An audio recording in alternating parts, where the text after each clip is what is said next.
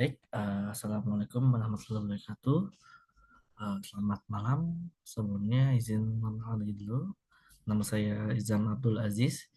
Di sini saya akan mempresentasikan hasil ujian akhir saya, yang dimana ujian akhir hasil saya itu berisikan terkait dengan tugas yang telah diberikan pada mata kuliah akuntansi manajemen di bawah naungan dosen Bu Cindy Flaudia Putri.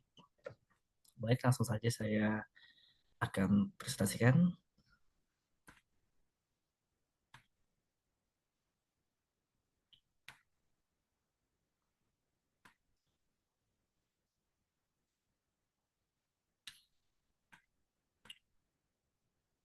Baik, sebelum saya mulai, eh, saya akan membacakan soal ujian akhir semester ini. Soal ujian akhir ini berbasis output outcome based, berdasarkan tugas semester yang sudah saya kerjakan dengan membuat video yang mempresentasikan hasil tersebut. Ketentuan dalam video tersebut, di sini yang pertama itu jawaban yang dipresentasikan harus terlihat jelas dengan menambahkan PPT prestasinya. Yang kedua, video harus menampilkan wajah dan suara Anda sendiri. Dan yang ketiga, durasi kurang lebih 20 menit dan dapat disesuaikan. Instruksi submit luasnya, yang pertama itu upload video yang sudah saya rekam ke akun YouTube saya. Yang kedua, upload PPT yang saya gunakan untuk mempresentasikan hasil yang sudah saya kerjakan ke forum pengumpulan UAS. Yang ketiga, mengcopy paste link video YouTube ke forum pengumpulan UAS. Dan yang terakhir yaitu memastikan dokumen yang diupload sudah benar dan video dapat diakses. Ya, langsung saja saya mulai. Karena di akhir ini berbasisnya tugas yang sedang saya kerjakan, saya akan membacakan juga tugas yang dimaksud. Di sini terdapat dua tugas. Yang pertama ada tugas perhitungan dan yang kedua adalah tugas menyusun makalah. Yang pertama itu di sini saya akan sedikit membacakan. Yang pertama ada soal perhitungan, yaitu Plata Company memproduksi dua macam produk tas kerja, yaitu tas kerja premium dengan brand Maletin elegan dan tas kerja kualitas standar brand Maletin Vina. Berdasarkan data perusahaan, produksi dua produk tersebut membutuhkan dua jenis aktivitas overhead, yaitu setting peralatan dan proses dengan mesin. Berikut adalah ekspektasi produk elegan dan Vina. Di sini average-nya terdapat dua. Yang pertama itu setting peralatan dan yang kedua adalah pemrosesan dengan mesin. Untuk masing-masing naik laburnya, untuk elaganya sendiri 9.000, untuk Vina 3.000, direct materialnya untuk elaganya 3.000, untuk Vina sama 3.000, untuk unitsnya elegan masukkan 3.000, untuk Vina 3.000 juga. Setup hours untuk elaganya 100, untuk Vina 100, dan machine hours-nya untuk elaganya 500, dan Vina 4.500. Oke, di sini diminta yang pertama itu adalah mengalokasikanlah cost overhead pada produk dengan rate berdasarkan direct labor cost dengan menghitung total cost per unit. Yang kedua, mengalokasikanlah cost overhead pada produk berdasarkan driver tiap aktivitas yang paling tepat hitung total cost per unit. Langsung saja akan menjawab dulu yang pertama. Uh, sini di PPT saya. Itu adalah alokasikanlah cost overhead pada produk dengan rate berdasarkan dari labor cost. Di sini yang pertama kita dalam menghitung total overhead yang tadi sudah dijelaskan, total overhead-nya adalah uh, setting pelatihan dengan 3.000 dan pemrosesan dengan mesin 18.000. Jadi total cost-nya adalah 3.000 tambah 18.000 yaitu 21.000 dengan total direct labor untuk masing-masing dari finanya eleganya 9.000 dan dari finanya 3.000 sehingga total direct labor-nya adalah 12.000. Sini proporsi biaya tenaga kerjanya untuk direct labor sendiri karena tadi finanya 9.000 dengan total final ditambah eleganya 12.000, untuk eleganya 9.000 per 12.000 adalah 0,75 dan untuk Vina 3.000 per 12.000 adalah 0,25. Selanjutnya, sehingga untuk alokasi overhead proporsi biaya tenaga kerja dikali dengan total overhead untuk eleganya sendiri adalah karena proporsi biaya tenaga kerjanya dari labornya 0,75 dikalikan 21.000 tadi adalah total dari overhead, sehingga untuk harganya sendiri adalah bernilai untuk alokasi overheadnya 15.750 dan untuk Vina adalah 5.250, sehingga total biaya yang dengan rumusnya direct labor ditambah direct material plus alokasi overhead untuk harga sendiri adalah 9.000 plus 3.000 ditambah 15.750 menghasilkan 27.750. Dan untuk Vina sendiri adalah 3.000 tambah 3.000 tambah 5.050 sama dengan 11.250. Dan karena tadi soalnya adalah uh, hitunglah total cost per unit, sehingga total cost per unitnya adalah total biaya yang dikeluarkan oleh masing-masing merek tersebut dibagi unit yang dihasilkan. Karena di sini sama-sama menghasilkan 3.000 unit, untuk harganya sendiri adalah dengan rumus seperti itu 27.000 dibagi 7.750 dibagi 3.000, sehingga menghasilkan 9,25 untuk total cost per unitnya. Dan untuk Vina 11.150 dibagi 3.000 sama dengan 3,75 untuk total cost per unitnya. Itu untuk jawaban pertama. Sekarang langsung jawaban yang kedua. Itu adalah mengalokasikanlah cost of pada produk berdasarkan driver tiap aktivitas yang paling tepat dengan menghitung total cost per unit. Nah, di sini diketahui overhead settingnya adalah 3.000 dan untuk total setup hours-nya adalah dengan masing-masing tadi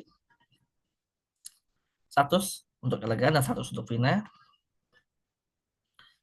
menghasilkan total setup 200. Untuk rate per setup hours adalah dengan cara membagikan overhead setting dibagi dengan total setup hours menghasilkan 15 per hours. Ini saya mau salah ketik. Uh, First matching kita harus 100.000. Untuk total machine per hours-nya itu untuk tadi elegannya 500, untuk Vina 4.500, sehingga untuk total dari machine hours-nya adalah 45.000.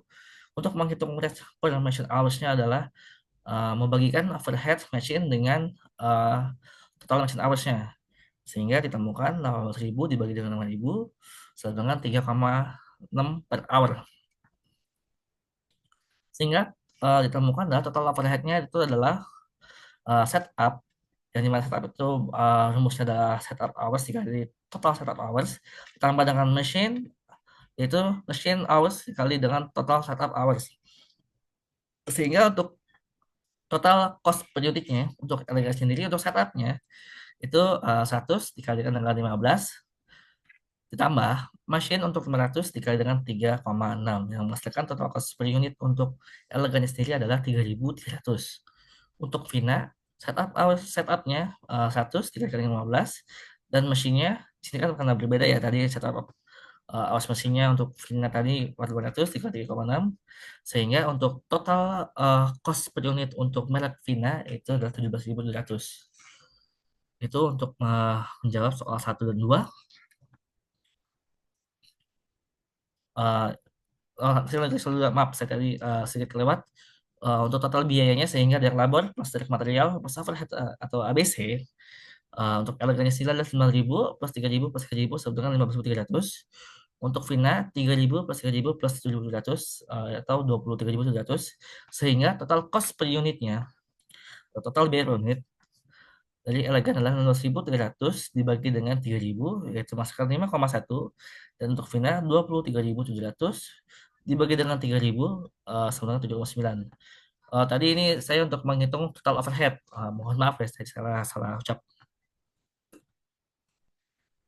Selanjutnya itulah mempresentasikan hasil dari makalah yang saya tulis. Di sini saya menuliskan makalah yang berjudul Adaptasi Manajemen dalam Situasi Ketidakpastian Global, di mana kajiannya atas ancaman Perang Dunia Ketiga. Karena ini sempat highlight ya, Bu, uh, adanya kemungkinan untuk Perang Dunia Ketiga.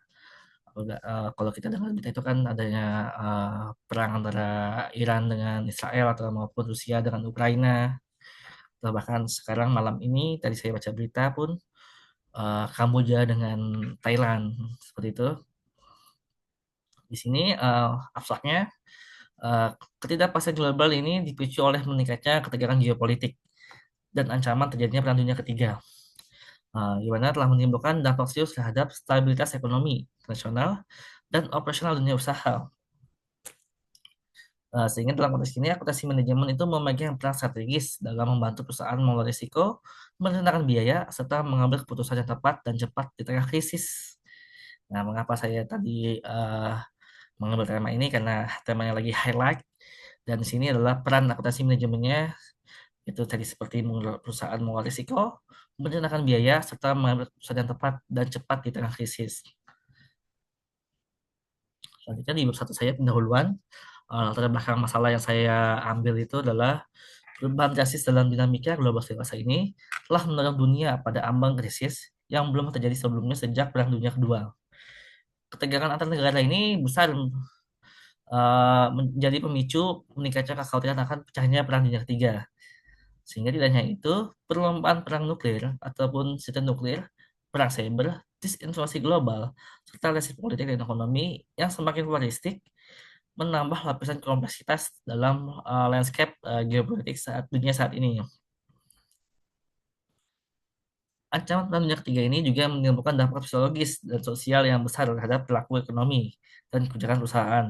Dalam hal ini, sistem akuntansi manajemen yang baik harus mampu menyediakan dasar informasi yang kuat agar perusahaan tidak mengambil keputusan yang bersifat reaktif semata, tetapi tetap strategis dan berorientasi secara panjang.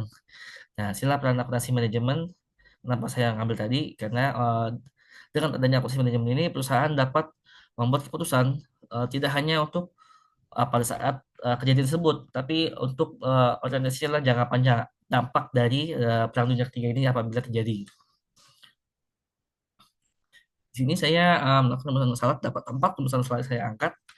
Yang pertama itu adalah bagaimana potensi ancaman Perang Dunia Ketiga mempengaruhi lingkungan bisnis global dan menciptakan ketidakpastian dalam pengambilan keputusan manajerial. Yang kedua, apa saja peran dan fungsi utama akuntansi manajemen dalam membantu perusahaan menghadapi ketidakpastian akibat krisis geopolitikal global. Yang ketiga, strategi dan pendekatan akuntansi manajemen apa yang paling relevan diterapkan dalam situasi krisis seperti ancaman Perang Dunia Ketiga. Dan yang keempat, bagaimana penerapan teknologi informasi seperti big data dan dashboard keuangan dapat memperketat akuntansi manajemen dalam respon ketidakpastian global. Nah, selanjutnya, tujuan dan manfaat penelitian yang saya tulis ini, eh, yang pertama tujuannya itu adalah jelas. Saya ingin menganalisis dampak ketidakpastian global yang ditimbulkan oleh potensi adanya Perang Dunia Ketiga ini terhadap lingkungan bisnis dan pengambilan keputusan manajerial. Yang kedua, saya ingin mengkaji secara mendalam peran strategis akuntansi manajemen dalam menyusun langkah-langkah adaptif dan responsif dalam menghadapi krisis geopolitikal global. Yang ketiga, saya ingin mengidentifikasi teknik pendekatan dan strategi akuntansi manajemen yang efektif dalam mengelola risiko, perencanaan biaya, dan serta mengoptimalkan informasi untuk pengambilan keputusan di masa krisis. Dan yang terakhir adalah itu saya ingin menjelaskan bagaimana integrasi teknologi, informasi big data, dan sistem pelaporan real time dapat memperkuat akuntansi manajemen dalam situasi ketidakpastian tersebut. Selanjutnya adalah manfaat. Yang sini saya bagi dua manfaat, yaitu manfaat teoritis dan manfaat praktis. Untuk manfaat teoritis ini adalah menambah khazanah keilmuan bagi saya dalam bidang dalam bidang akuntansi manajemen khususnya yang berkaitan dengan isu-isu strategis dan geopolitik global. Selanjutnya menjadi acuan bagi penelitian lanjutan yang mengkaji hubungan antara krisis internasional dan sistem manajemen dalam organisasi. Yang kedua itu adalah manfaat praktis. Yang sini saya pertama manfaat bagi saya adalah memberikan panduan strategi konkret bagi manajer perusahaan, akuntan manajemen, dan pengambil perusahaan dalam merancang sistem pengendalian yang fleksibel dan tangguh dalam menghadapi ketidakpastian. Dan yang kedua adalah mendorong dunia usaha untuk mengadopsi pendekatan akuntansi manajemen berbasis teknologi dan skenario risiko dalam merespon ancaman eksternal yang tidak diduga. Sini pembahasannya. Yang pertama itu terkait dengan pembahasan tadi, pengaruh ancaman Perang Dunia Ketiga terhadap lingkungan bisnis dan pengambilan keputusan manajerial. Sini saya mengangkat adalah dengan adanya ketegangan geopolitik yang mengarah pada ancaman Perang Dunia Ketiga, um, bisa menciptakan ketidakpastian makroekonomi yang luar biasa. Jadi ini bukan untuk dampak nasional saja, tapi ini dampak internasional. Mungkin perangnya di benua lain, tapi Indonesia juga bisa berdampak. Nah, ini saya mengangkat bahwa dampak langsungnya yang paling rasakan yaitu adalah dunia usaha terganggunya rantai pasok global. Seperti impor dan ekspor itu pasti akan terganggu. Sehingga dalam kondisi ini nih, perusahaan tidak dapat lagi bergantung pada pendekatan perencanaan tradisional. Manajer dituntut untuk merespon perubahan pasar secara cepat. Bahkan, dalam kondisi ini, informasinya tidak lengkap. Situasi tersebut meningkatkan risiko dalam pengambilan keputusan strategis, seperti penentuan harga jual, kebijakan penentuan bahan baku, pemangkasan biaya, hingga perencanaan produksi. Yang kedua, peran dan fungsi akuntansi manajemen dalam menghadapi ketidakpastian global. Akuntansi manajemen itu bisa menjadi alat krusial dalam mengelola risiko yang muncul akibat krisis global. Fungsinya itu nggak cuma sebatas pada kita mencatat biaya atau kita menyediakan informasi, tapi kita juga bisa untuk mencatatkan jangka pendek dan jangka panjang. Itu yang pertama. Yang kedua itu pengendalian biaya. Yang ketiga itu adalah penilaian kinerja operasional. Dan yang keempat adalah serta pengambilan keputusan yang berbasis pada data kuantitatif. Sehingga dalam menghadapi ancaman perang dunia ini, akuntansi manajemen itu membantu perusahaan untuk yang pertama, menilai dampak finansial dan kemungkinan gangguan global. Yang kedua, menyusun beberapa skenario anggaran. Yang ketiga, menyediakan laporan kinerja aktual dengan membandingkan proyeksi secara real time. Yang keempat, memberikan rekomendasi efisiensi berbasis cost driver dan margin kontribusi. Untuk yang ketiga, strategi pendekatan akuntansi manajemen dalam situasi global, seperti krisis global. Di sini, dalam konteks krisis yang saya maksud adalah seperti ancaman dunia ketiga yang saya maksud, beberapa pendekatan akuntansi itu paling relevan untuk diterapkan antara lain. Yang pertama itu adalah perencanaan kontingensi, yang kedua adalah flexible budgeting, yang ketiga analisis volume laba atau CVV analysis, yang keempat adalah activity based costing atau yang biasa kita kenal metode ABC.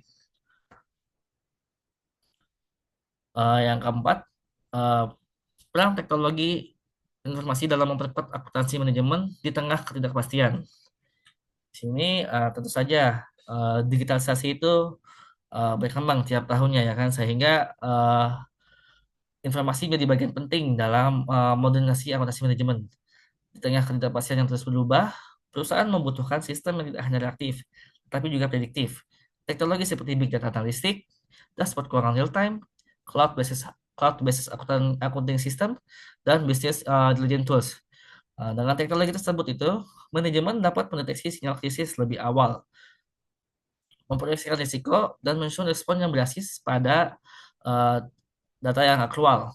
Artinya apa? Teknologi ini memperluas cakupan kedalaman fungsi akuntansi manajemen dari cuma sekedar catat biaya dari sistem intelijensi bisnis strategis. Jadi kalau misalkan dulu akuntansi manajemen itu cuma nyatat barang masuk, barang keluar, kalau dengan dibantu dengan teknologi ini, akuntansi manajemen tuh bisa juga membantu untuk merancang bagaimana risiko yang akan dihadapi di masa yang akan datang, seperti itu.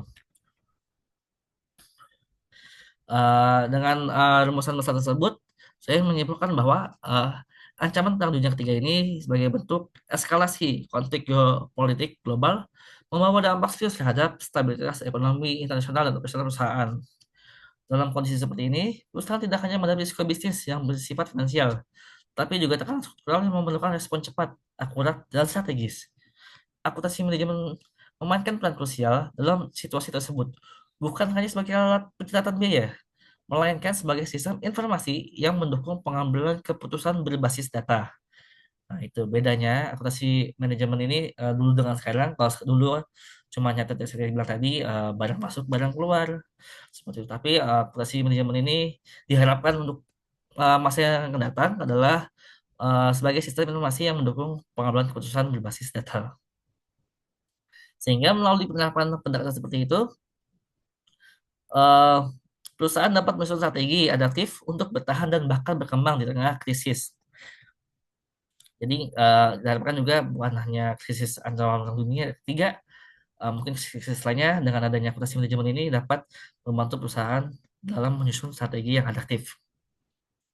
Selain itu, integrasi teknologi informasi dengan aplikasi manajemen memperkuat kemampuan organisasi untuk memantau, memprediksi, dan merespon perubahan secara real time.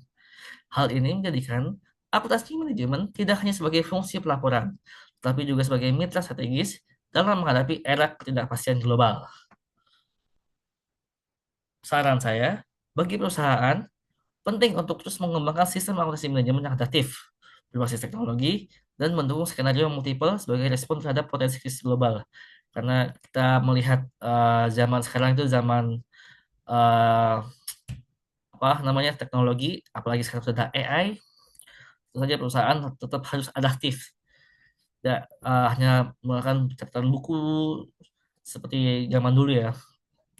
Selanjutnya untuk bagi akademisi, diperlukan kajian lanjutan yang mengintegrasikan disiplin ilmu, manajemen risiko, geopolitik, dan aplikasi manajemen untuk memperkuat fondasi teoretis dalam merespon krisis dunia nyata.